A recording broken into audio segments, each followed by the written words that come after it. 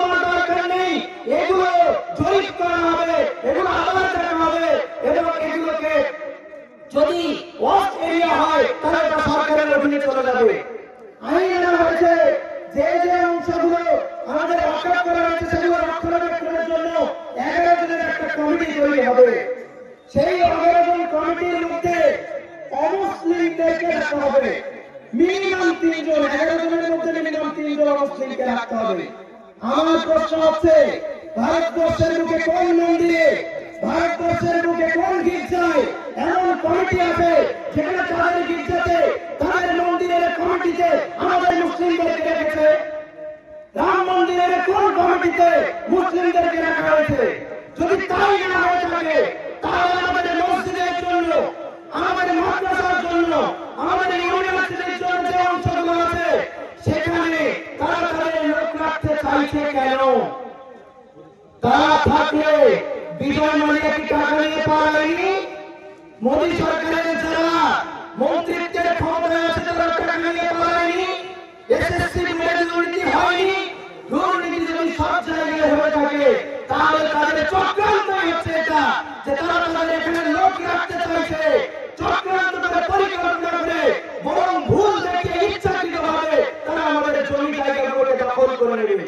সাথে সাথে তারা চাইছে এমন একজন বিচারপতি রাখা হবে যখন তাদের কাছে কোনো কেস যাবে সেই বিচারপতি হচ্ছে এগুলোকে হিসাব করবে, সেই বিচারপতি রায় দেবে।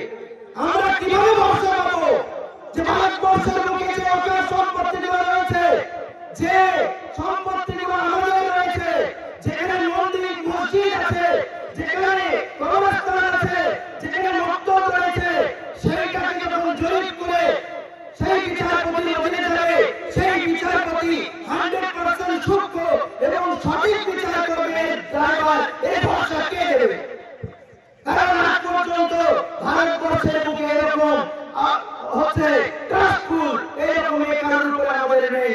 বরং আমরা বিশ্বাস করি আমাদের মসজিদের যারা কমিটি আছেন, যারা আমাদের হচ্ছে কবরস্থানের কমিটি আছেন, যারা আমাদের ইউনিভার্সিটি যারা ওয়াকফ সম্পত্তিগুলোকে বলে রয়েছে, আমরা এবং তাদের উপরে ভরসা করি।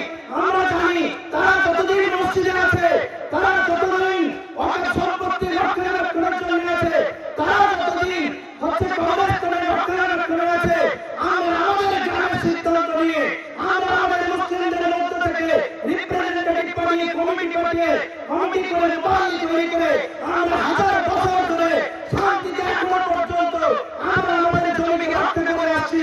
তাহলে হঠাৎ তোমাদের এত সুচ্ছুর আসলো কোথা থেকে?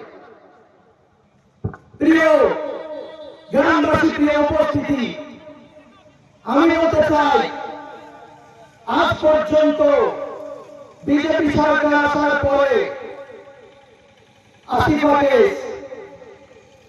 হচ্ছে